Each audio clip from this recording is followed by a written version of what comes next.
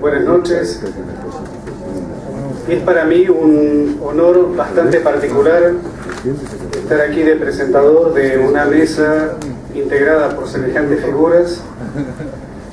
Tengo una gran ventaja, y es que es muy fácil presentar a personas tan conocidas para todos nosotros y por lo tanto solamente voy a decir algunas cosas. Sí querría comenzar señalando algunos detalles. Este es el quinto coloquio que organizamos conjuntamente entre la Facultad de Filosofía y Letras de la Universidad de Buenos Aires y el colectivo de herramientas. Hace 10 años que venimos llevando adelante este coloquio, que es una de las actividades importantes de la izquierda en Argentina luego de la crisis de 2001. Señalo al mismo tiempo el orgullo que es pertenecer a un colectivo como el de Herramienta. Pocas revistas en la historia de Argentina pueden decir que en la izquierda sacaron 50 números de una revista que lleva 16 años de historia y con un número de libros publicados de tal importancia. Hay un segundo detalle que querríamos mencionar, además de esta característica del coloquio, y es que en este caso lo organizamos con dos grupos muy importantes. Uno es el del Departamento de Filosofía de la Postgraduación de la Universidad Federal de Minas Gerais. Querríamos agradecer la presencia, la ayuda y la participación de dos profesores y dos figuras militantes del pensamiento brasileño, como Esther Weissman y como Ronaldo Bielmi Fortes, que nos ayudaron mucho con la preparación, y también a los integrantes del MIEPI Marx de Niterói, de quienes tenemos aquí muchas personas presentes, amigos, colaboradores, figuras intelectualmente muy valiosas y políticamente muy comprometidas.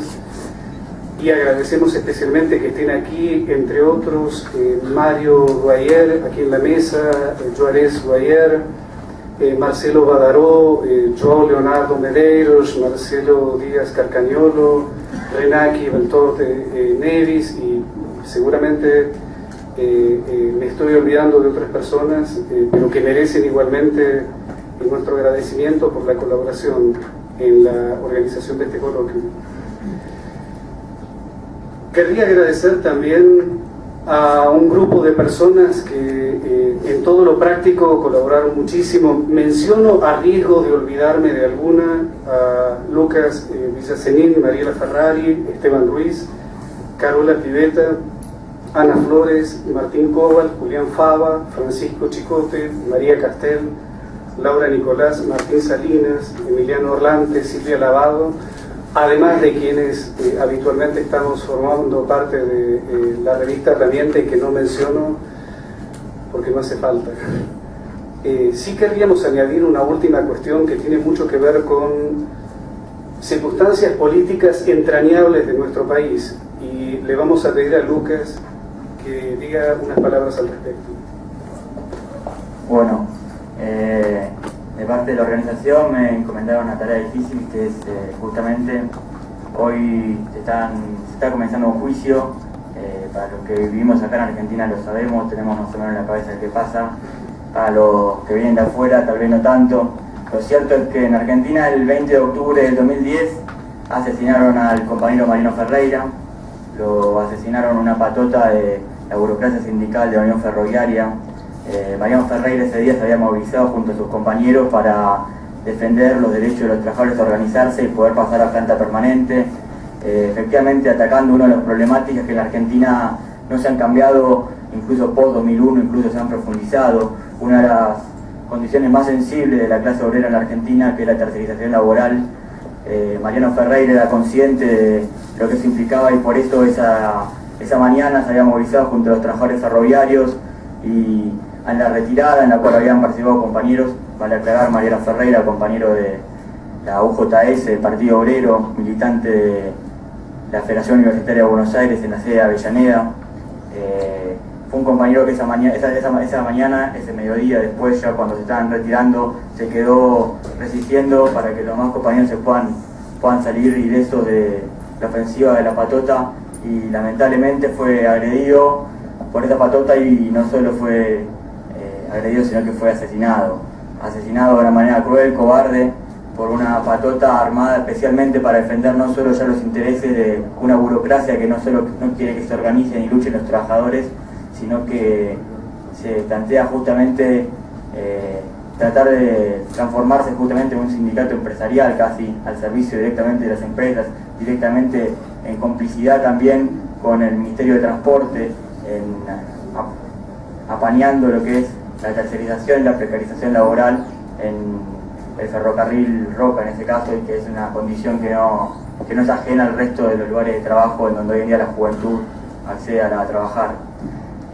Pero a partir de ese día, el 20 de octubre del 2010, Mariano Ferreira se transformó en una referencia para toda una juventud también. Al otro día, miles de personas invadieron las calles de la ciudad para decir que esto no se podía tolerar en democracia, que en Argentina, si bien esto estaba presente y seguía estando vigente, no puede ser tolerado como una cosa más, como algo naturalizado, el asesinato de un militante político, revolucionario.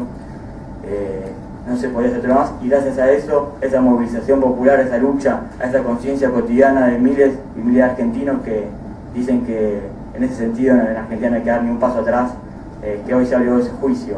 Pero me parece que lo más importante para señalar, y más allá incluso de que después tenga que juzgar a todos los responsables sindicales, políticos, la Policía Federal que fue cómplice, el Ministerio de Transporte y todos los responsables que podamos indicar, sin querer limitar la responsabilidad a un sistema más global que implica esa forma de precarización laboral que llevó a Mariano a luchar ese día, es que Mariano se constituyó como una referencia de una juventud que a partir de 2001 empezó en algún punto a reflejarse en que las cosas podían cambiarse, y Mariano Ferreira es expresión de esto, y expresión de que nuevas generaciones seguramente nos comprometeremos y seguiremos luchando por un cambio social, por una lucha en contra del capitalismo, en contra de la opresión, por el socialismo, y una lucha y una perspectiva militante que no se queda solamente en los límites de lo dado, en el conformismo. Y bueno, por eso nos parecía que justamente vale más que nunca decir Mariano Ferreira presente.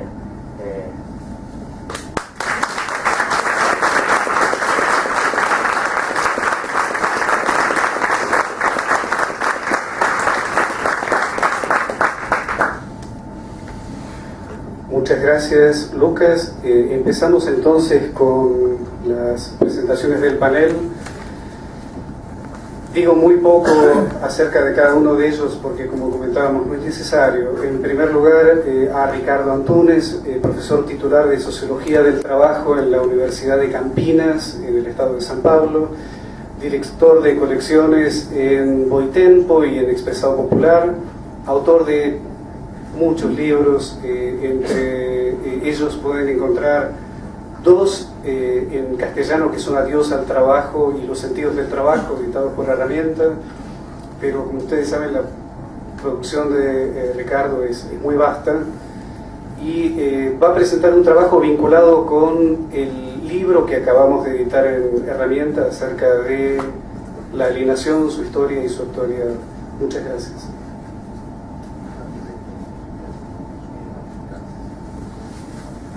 Buenas noches a todos y todas.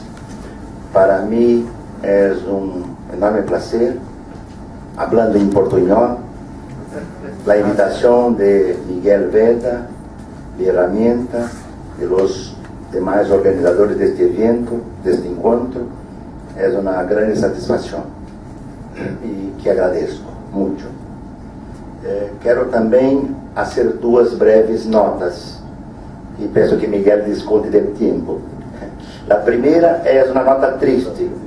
Há 2 semanas morreu Robert Kurz, o editor da revista Crisis, um crítico do trabalho. Eu tive a oportunidade de debater personalmente com Robert Kurz em São Paulo, em la USP. E vocês conhecem, sabem que temos posições em alguns pontos antagônicas.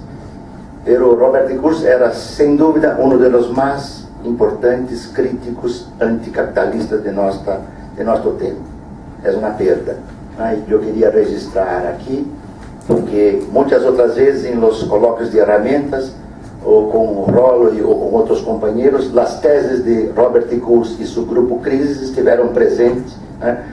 E para mim ele sempre foi eu sou um crítico de sua obra, pero aprendi muito, especialmente seu sentido agudamente anticapitalista. Era um dos mais importantes críticos da economia política do capital, e a inspiração maior de Kurz era em la questão da teoria do fetichismo de Marx. Não era marxista, era inspirado em la obra marxiana. A segunda é uma nota que me sinto no dever de também fazer, e esta é positiva. Se a minha memória não está errada, em 96 recebi uma carta de Néstor, que está aqui. Cadê Néstor? Eu penso que estava por aqui hasta pouco, invitando para... Está lá, graças, meu amigo Néstor, invitando para colaborar com Herramienta, no primeiro número da revista. E desde então me tornei um parceiro, um amigo do coletivo Herramienta, com Aldo, que está aqui, com Tite, com Pablo, outros e outras companheiros e companheiras que não saberia identificar plenamente o nome. E talvez os jovens brasileiros e de outras partes não saibam bem como funciona a Herramienta. Herramienta, a partir da revista, começou com a linha editorial, o livro de Renan, que também é fundador do estrangeiro, como eu, de primeira hora de Herramienta. Seu livro foi publicado, eu creio que Miguel vai referir-se depois. Seu livro foi um dos primeiros da coleção Herramienta Livre. Herramienta é um coletivo que não tem fins lucrativos, que não tem recursos de ONGs, que não tem recursos de partidos políticos, e que exercita um embrião de que é o trabalho livre, dado em tempo disponível para que um projeto autônomo, coletivo, sem gestores, não há diretor. Eu falava com o Néstor há pouco, não há o diretor geral de Herramienta, nem o gestor de recursos humanos, o que já seria uma tragédia completa. Não há. É um projeto coletivo, sem fins lucrativos.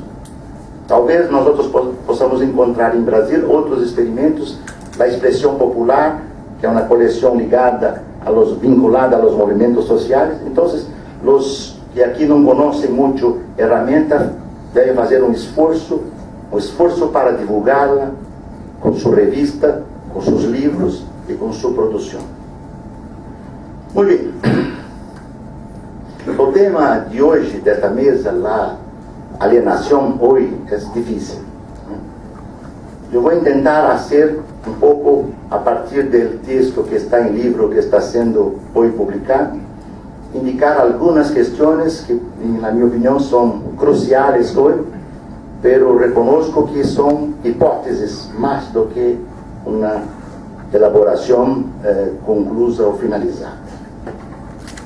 Portanto, o objetivo desta ponência é explorar algumas dimensões da alienação contemporânea.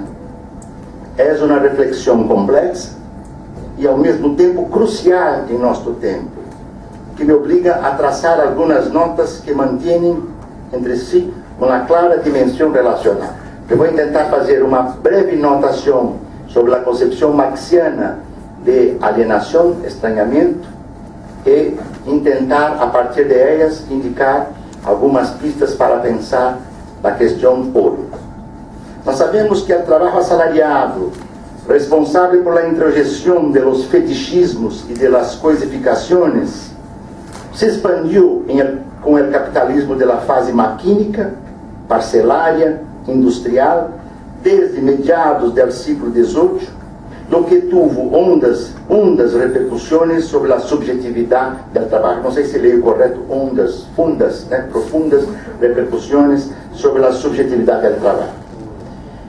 Devemos a Marx a mais decisiva reflexão acerca do complexo social da alienação e do estranhamento. eu deixo este tema da alienação e do estranhamento, e as finas similitudes e distinções para as tantas mesas que mirando o programa, eu percebi que tratam deste tema. A sociabilidade do capital é responsável do advenimento da forma trabalho assalariado, do trabalho mercancia, ou de modo mais preciso, da generalização da mercancia força do trabalho. Nas palavras de Marx, o trabalhador se torna tanto mais pobre, disse Marx em seus manuscritos econômico-filosóficos. O trabalhador se torna tanto mais pobre quanto mais riqueza se produzem. Com quanto maior poder e volume incrementa sua produção. O trabalhador se converte em uma mercancia tanto mais barata quantas mais mercancias produzem. Marx está jogando em um texto de juventude, está sendo talvez a primeira constatação mais profunda de que em el processo de produção do capital o trabalho não se efetiva, pero se desefetiva, se desrealiza. É por isso que Marx vai dizer, depois de indicar o sentido desefetivador do trabalho em la sociabilidade do capital, ele vai perguntar, em que consiste então a enajenação do trabalho? E responde com suas palavras, comillas, em primeiro lugar, em que o trabalho é externo ao trabalhador, é dizer, não pertence à sua essência. Consiste, porém, em que o trabalho não se afirma em seu trabalho, o trabalhador não se afirma em seu trabalho, sino que se niega, em que não se sente bem sendo desdichado, não desenvolve nenhuma energia física e espiritual livre, sino que maltrata seu ser físico e arruína seu espírito. Manuscrito de 44. De isto se depreende, diz ainda Marx, comillas, o trabalhador solo siente por ele, que está consigo mesmo fora do trabalho, e que em el trabalho está fora de si. Há uma dialética magistral del trabalho, sentido, trabalho, perda de sentido, vida dentro e fora do trabalho. Esta magistral dialética del trabalho, que não me permite concordar com a unilateralização do trabalho, tese, por exemplo, de Robert Kurz, entre tantos outros, é magistralmente indicada aqui por Marx. Está em casa quando não trabalha, e quando lo hace, não está em casa. Seu trabalho não é, pois, voluntário, sino imposto, é um trabalho forçado. Em lugar de efetivar-se como um exercício de atividade vital, e aqui é importante um parênteses, atividade vital é a expressão típica de uma ontologia singularmente humana fundada em el trabalho, cerro o parênteses, que é o sistema de capital. Elimina al subordinar a atividade vital do trabalho, que se converte em uma atividade meio. A satisfação de uma carência, em las palavras de Marx, se converte em solo um meio para satisfazer carências externas a ele. Sua condição de alienação ou de estranhamento é tão notória que, comillas, tão pronto como deixa de existir uma imposição física ou de outra ordem, se huye do trabalho como de uma peste. Em uma das frases de Marx mais celebremente conhecidas, em que, na minha opinião, não pode ser unilateralizada. Ela é própria da sociedade produtora de mercadoria, da sociedade onde é vigente e dominante o sistema de metabolismo do capital. Seu trabalho externo, sua forma de exteriorização, assume então a conformação, comillas, diz ainda Marx, de um trabalho de autossacrifício, de castigo. Assim, a exterioridade do trabalho se lhe aparece ao trabalhador não como resultado de seu trabalho, sino de outro, já que tanto o produto como seu próprio trabalho não lhe pertencem a ele, sino a outro. Em esse contexto, Marx busca, e eu estou fazendo naturalmente uma síntese muito breve deste momento, desta nota marxiana, que para mim é fundamental, para tentar uma segunda nota contemporânea. Em este contexto, Marx busca um símil em la religião, comillas, como em la religião, a própria atividade da fantasia humana, da mente humana e do coração humano, independentemente do indivíduo, atua sobre este como uma atividade ajena, divina ou demoníaca. Assim também a atividade do trabalhador não é sua própria atividade, pertence a outro, é a pérdida de si mesmo. Cerra a comida. Sua conclusão de Marx é, uma vez mais, aguda e cáustica, fuerte. O trabalhador, comillas, solo siente que atua livremente em suas funções animais, comer, beber e procriar, a lo sumo em la vivenda, em el adorno, etc.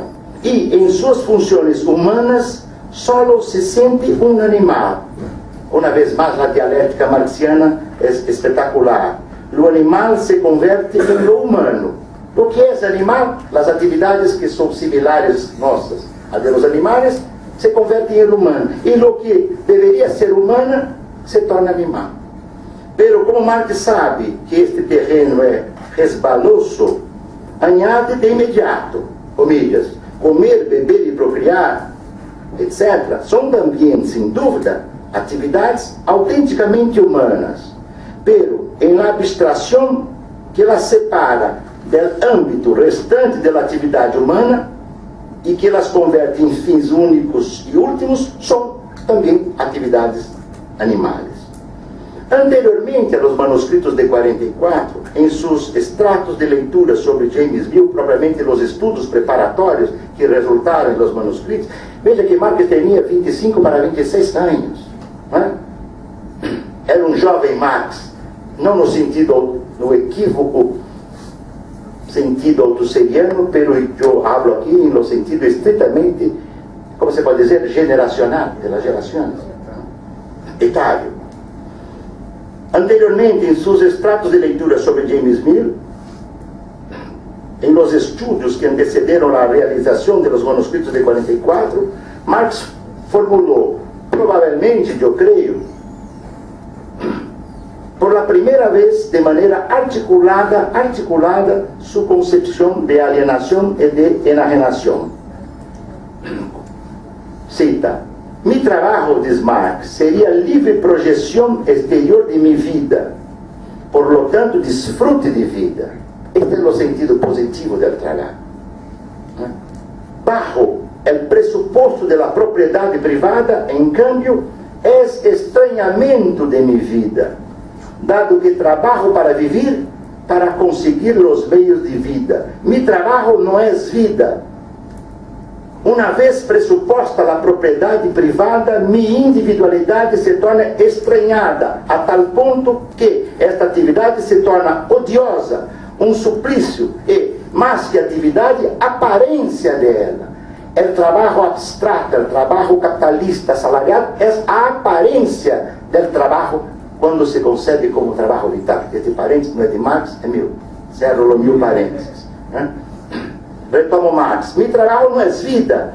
Uma vez pressuposta a propriedade privada, minha individualidade se torna estranhada a tal ponto que esta atividade se torna odiosa, um suplício.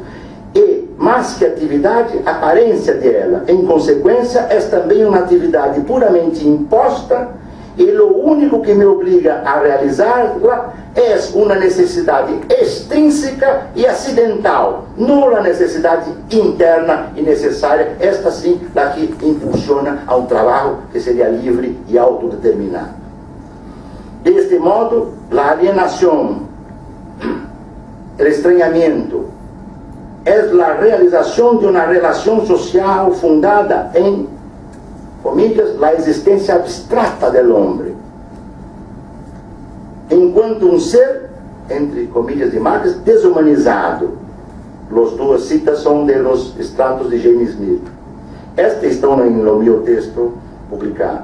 Esta reflexão terminou por receber, em sua obra de madurez mais importante, El Capital, uma profundização imprescindível para compreender o fenômeno social da alienação e da enajenação, ao discutir acerca do fetichismo da mercancia vigente em el capitalismo, onde as relações sociais estabelecidas entre os produtores terminam por assumir, como nos ensinou Marx, a forma de uma relação entre os produtores del trabalho, entre os produtos del trabalho.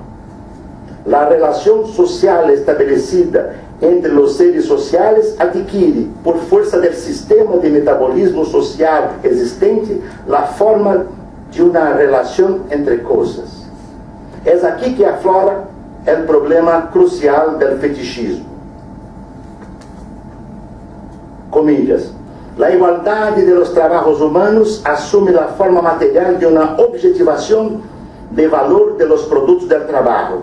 El grado em que se gaste a força humana de trabalho, medido por el tempo de sua duração, reviste a forma de la magnitude de valor de los produtos del trabalho. E, finalmente, as relações entre unos e outros produtores, relações que se traduzem a função, em que se traduz a função social de seus trabalhos, cobra a forma de uma relação social entre os próprios produtos de seu trabalho.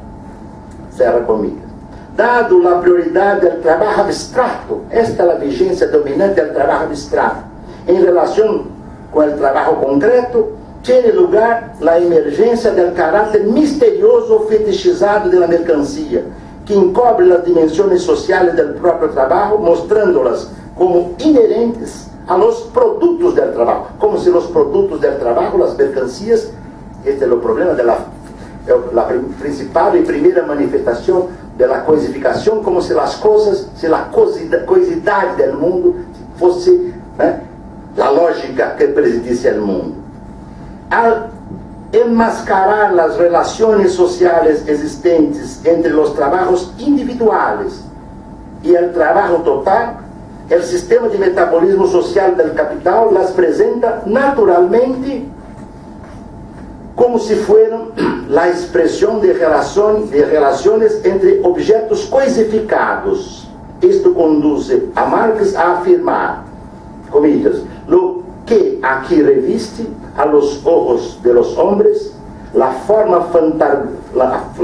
fantasmagórica de uma relação entre objetos materiais não é mais que uma relação social concreta estabelecida entre os mesmos homens. A relação entre os seres sociais que produzem se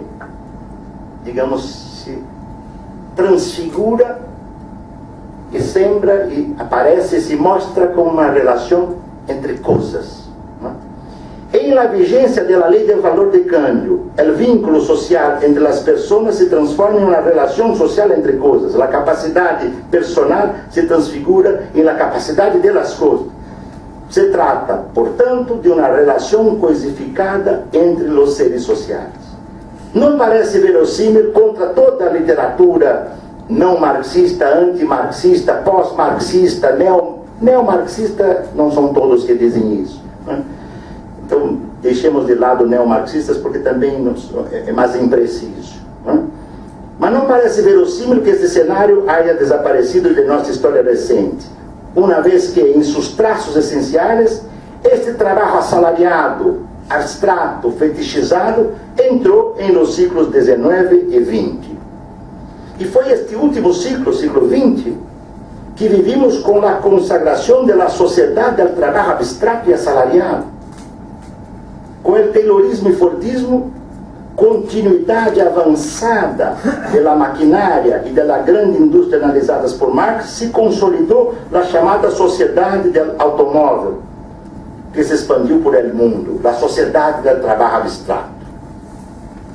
Como sabemos, Taylor, o maestro da engenharia científica do capital, propugnava que os trabalhadores deveriam ser controlados rigidamente por los tempos e movimentos, bajo o controle de uma capa de gestores, administradores e engenheiros que elaboravam e concebiam La produção que, a sua vez, seria executada por la classe de los trabajadores manuales. 5 minutos. Es este el núcleo de la teoría tayloriana del trabajo.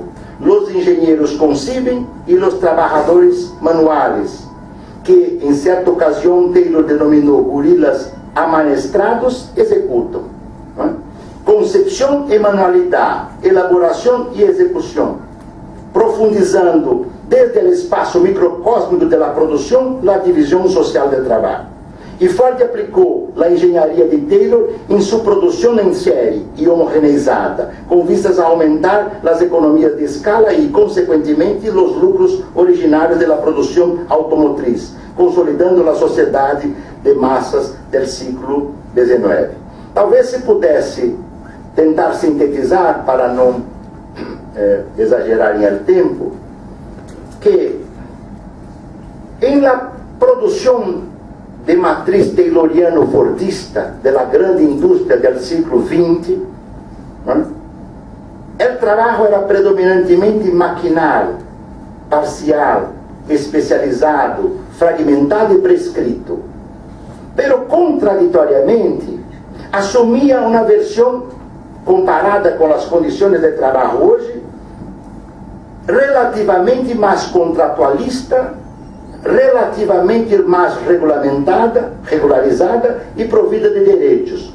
Vale dizer, direitos que são resultado das lutas históricas da classe trabalhadora a lo largo de vários ciclos. Era, contudo, a forma de la alienação e do estranhamento em esta sociedade, marcada pela fetichização, pela coisificação, pero, entretanto, com a classe trabalhadora relativamente regulamentada. Eu não tenho tempo de dar continuidade na minha pretensa proposta de apresentação, que se mostrou inviável, mas em la sociedade, em la produção microcósmica contemporânea, que cambios foram fundamentais? Fundamentalmente, nós outros não mais vivemos em uma sociedade tendencialmente de dominância tayloriano-fordista. Nós outros vivemos hoje em uma empresa liofilizada, flexível, que em plano microcósmico oferece mais descontinuidades, embora também algumas continuidades em relação ao taylorismo e ao fordismo. Claro que eu tratei um pouco desses temas em Adeus ao Trabalho e Los Sentidos do Trabalho, e eles é mais ou menos conhecido. O que eu quero añadir aqui, ou indicar aqui, é o seguinte: enquanto em la produção tayloriana e fordista do obreiro massa, a fetichização, a forma de la condição de alienidade, tinha um sentido de la coisificação, tinha o sentido de uma animalização, digamos, do trabalho, cuja consequência, no plano da consciência, assumia uma forma de fetichização, pero, contraditoriamente, era uma classe trabalhadora dotada relativamente de direitos. A empresa microcósmica, fundada em la flexibilidade, a empresa Fabril, ou Fabril aqui em sentido amplo, eu sou completamente contrário à tese do fim do mundo industrial. A concepção marxiana presente em El Capital é de que todas aquelas ramas de produção que seguem no processo da indústria converteram-se em indústria. Por isso a agricultura se industrializa, o setor de serviços também se industrializa, por isso a proletarização também se industrializa. Então eu não vou tratar deste ponto agora. O que quero assinalar é que a empresa moderna hoje, ela é fundada em la aparência de participação, em la aparência de uma estrutura menos despótica, em la aparência de círculos de controle de qualidade, equipes de trabalho, pero a coisificação e o estranhamento é menos, se pudéssemos assim dizer, animalizado e mais interiorizado.